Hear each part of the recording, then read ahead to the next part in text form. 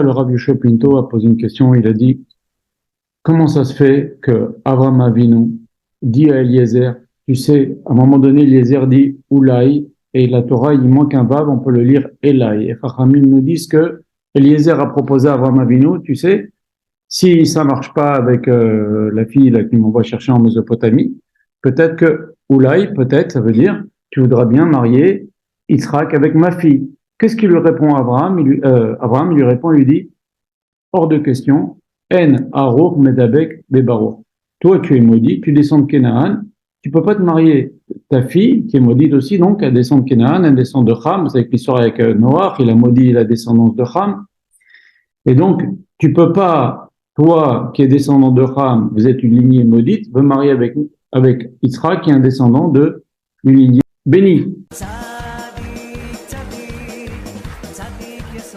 אתה בקיא בכל התורות שלנו.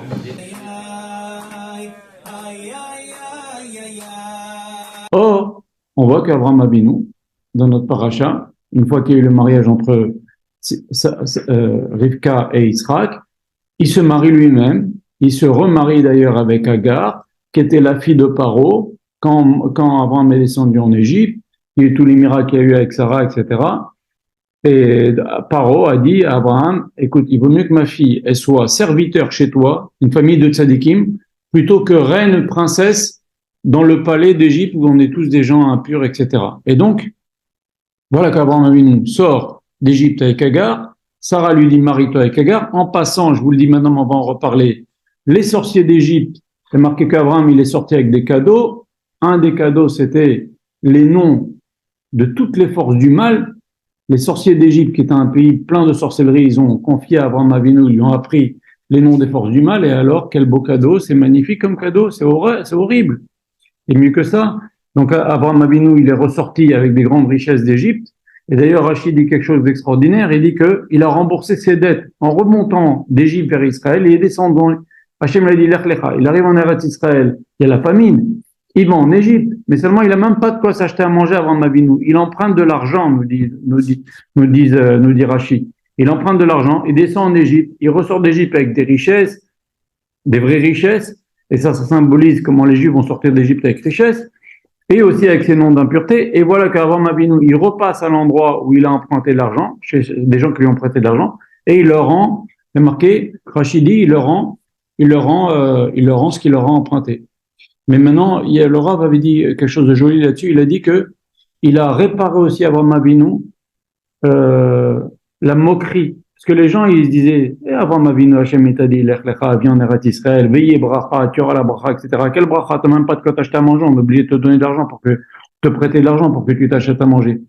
Avraham Avinu, il est resté de marbre. Quand il est ressorti avec des grandes richesses, il leur a dit, vous voyez, Hachem m'a pas abandonné, il m'a dit, bracha, voilà. Donc, il a réglé aussi les dettes au niveau de la Emouna dans la tête des gens. Très bien. Abraham Avinu, maintenant, Sarah lui dit, marie-toi avec Agar. Agar, elle descend de Canaan. Elle descend lui-même, descend de Ham. C'est le fils de Ham.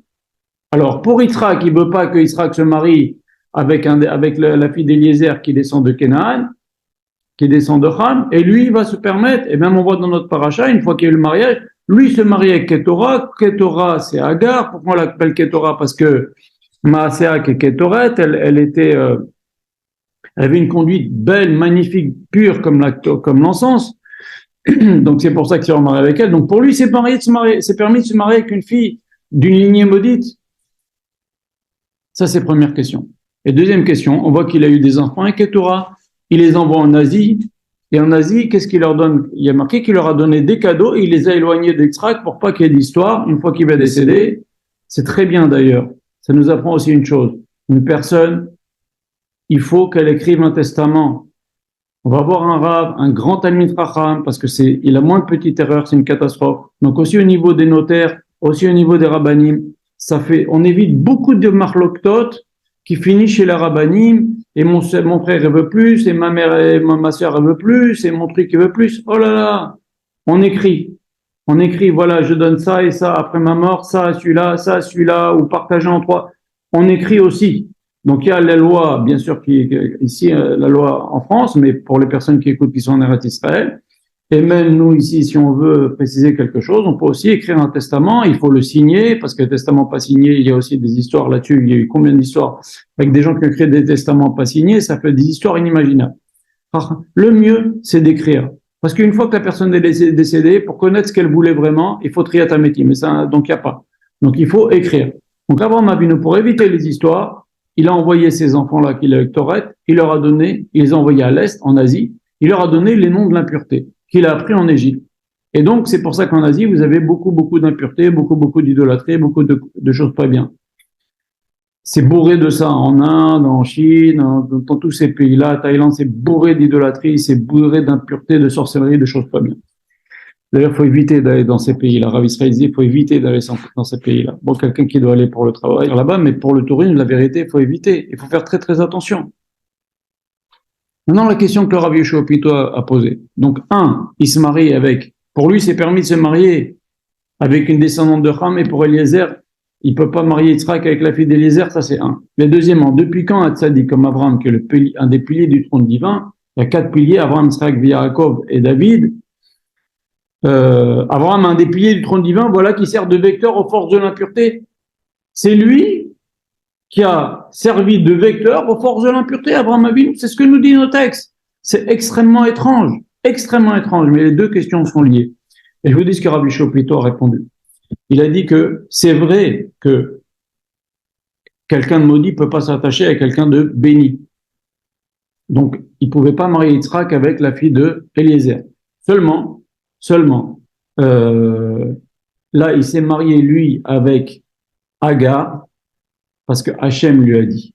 Et s'il a transmis tous ces noms d'impureté, c'est parce qu'Hachem a voulu qu'il y ait un équilibre dans le monde. Parce que s'il n'y a pas un équilibre dans le monde, après, il n'y a plus de libre arbitre.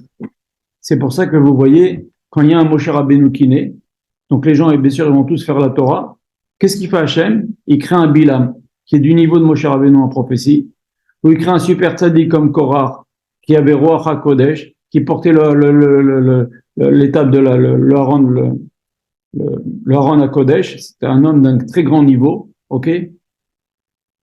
Pour qu'il y ait un équilibre entre les forces du bien et les forces du mal. Et ça, c'est un grand classique. Et donc, Akadosh Baruch Hu a voulu qu'Abraham Avinu se marie avec Agar. Il lui a dit, marie-toi avec Agar.